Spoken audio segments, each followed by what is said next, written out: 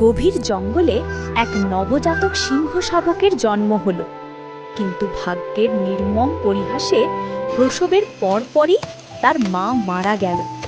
পৃথিবীটা অচেনা, আর ক্ষুদে শাবকটি একা। অসহায় শাবকটি জঙ্গলের পথ ধরে ঘুরতে ঘুরতে একটি ভেড়ার পালের কাছাকাছি এসে থামে।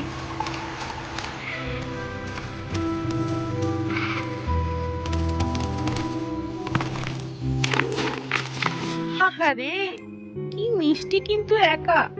ভয় পেও না সোনা, এখন থেকে তুমি আমাদের পরিবারের অংশ।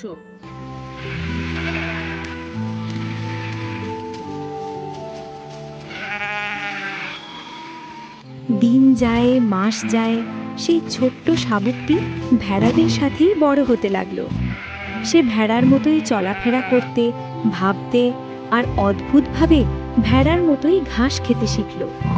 তার মনে কেবল একটাই পরিচয়, সে ভেড়া। আমি ওদের মতো হতে পারি না কেন? মধ্যে নিশ্চয়ই কোনো বড় ভুল আছে।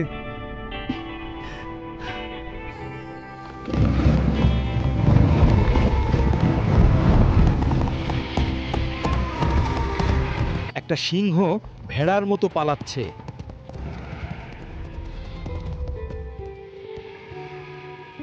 দাঁড়াও, তুমি ভেড়াদের সাথে পালাচ্ছ কেন? দয়া করে আমাকে খেও না। আমি শুধু একটা ছোট ভেড়া, আমাকে ছেড়ে দাও।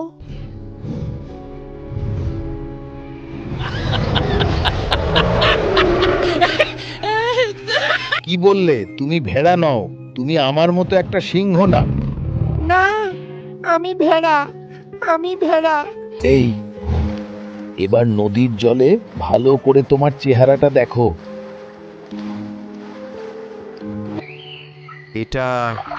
এটা তো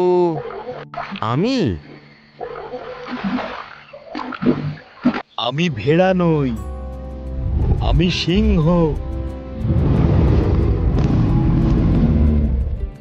আমাদের জীবনও ঠিক এই তরুণ সিংহটির মতো।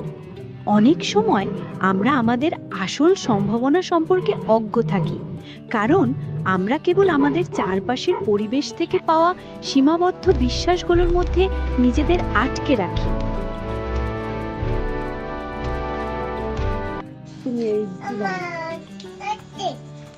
খাওয়ার বানাও।